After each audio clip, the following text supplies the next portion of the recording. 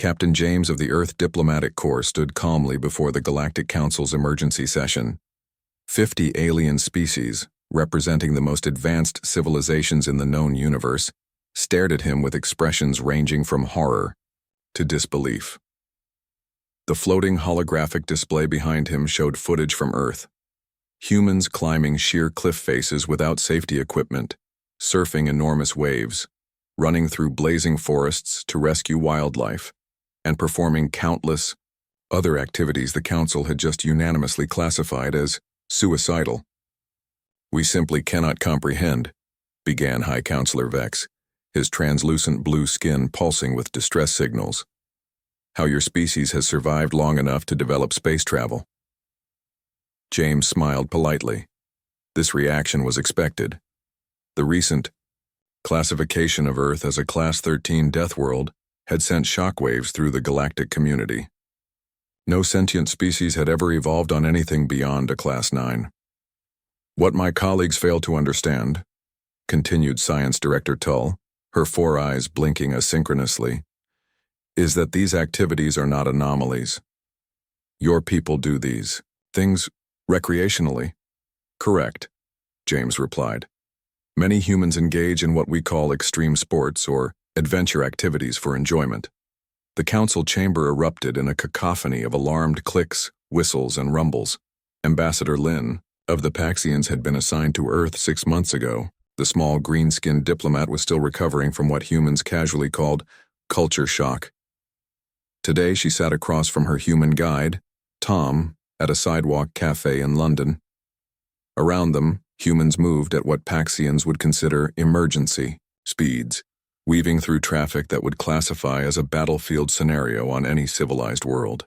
"You're telling me," Lynn said carefully, "that your morning commute involves traveling in these metal boxes at speeds that would be lethal on impact, alongside thousands of others doing the same thing, with only painted lines separating you?" Tom sipped his coffee. Another substance classified as a mild neurotoxin by galactic standards. "Yeah, that's driving. Pretty normal." Lynn's hand trembled slightly as she made notes. "And yesterday you mentioned something called Black Friday?" Tom laughed. "Oh yeah, that's when stores offer big discounts and people line up for hours, sometimes fighting each other for the best deals.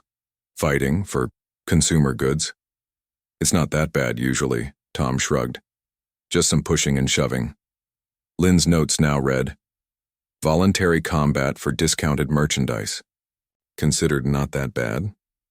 The Galactic Scientific Academy's Xenobiology department was in an uproar. Dr. Mork, the head researcher, presented his findings to a packed audience. Humans have evolved on a planet with 1G gravity, almost twice what most sentient species consider habitable. Their atmospheric pressure would crush many of us. Their planet experiences regular natural disasters: hurricanes, earthquakes, volcanic eruptions, floods, and fires. Their wildlife includes countless venomous, carnivorous, and otherwise deadly species. He paused for dramatic effect. But here's the truly extraordinary part. Humans don't just survive these conditions, they thrive in them. Their recreational activities often deliberately seek out danger. They climb mountains where the air is too thin to breathe properly. They dive to ocean depths that would implode most species. They deliberately expose themselves to extreme temperatures for relaxation. They consume substances that alter their brain chemistry for pleasure. An audience member raised a tentacle. "Are they insane?" "No," Dr. Mork replied. "They're adaptable. What we're witnessing is perhaps the most environmentally resilient species ever encountered." On the joint human-alien space station Harmony, Medical Officer Alex found herself explaining yet another human peculiarity to the station's alien medical staff. "You mean to tell us," said Dr. Zool, his antenna quivering in disbelief, "that human children are encouraged to fall?" "Well, not encouraged exactly," Alex said, demonstrating how to bandage a skinned knee on a human dummy. "But learning to ride a bicycle involves falling. Learning to walk involves falling. We expect it as part of development. But falling causes damage," protested Assistant Medic Orla. "Yes, but minor damage teaches caution without preventing exploration," Alex explained. "We have a saying, Fall down 7 times, stand up 8. The alien medical staff exchanged concerned glances. And this broken heart phenomenon?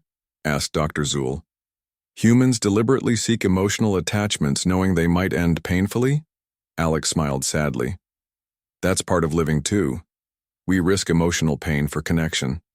Dr. Zool made a note. Humans, physiological and emotional risk takers, possibly masochistic as a species. Back at the Galactic Council, Captain James was concluding his presentation. In summary, what you classify as Class 13 Deathworld trials are simply the conditions under which humanity evolved. Our adaptability isn't merely physical, it's psychological. We don't just endure adversity, we often seek it out to test ourselves. Hi. Counselor Vex leaned forward. And you believe this makes humans valuable to the galactic community? James nodded. Consider this. Every species here evolved in relatively stable environments with narrow parameters for survival. You've created wonderful civilizations, advanced technologies, and peaceful societies. But when faced with the unknown or the dangerous, you naturally retreat. He gestured to the images of humans battling wildfires, performing rescue operations. After earthquakes and venturing into space, humans advance into the unknown. We're hardwired to explore, to test boundaries, to adapt. In a galaxy full of comfortable specialists, humanity offers something rare. All-terrain generalists ready to face whatever comes next. The council chamber fell silent. Finally, Science Director Tull spoke. Perhaps the very traits that horrify us about humans are precisely what the galaxy needs as we face new challenges. Captain James smiled. Exactly. You've spent millennia avoiding Class 13 Deathworlds. We've spent our entire existence learning to thrive on one. The question isn't whether humans belong in the galactic community. It's whether the galactic community is ready for humans. The Council had no immediate answer, but for the first time, they were considering the possibility that these strange, resilient beings might be exactly what the universe needed.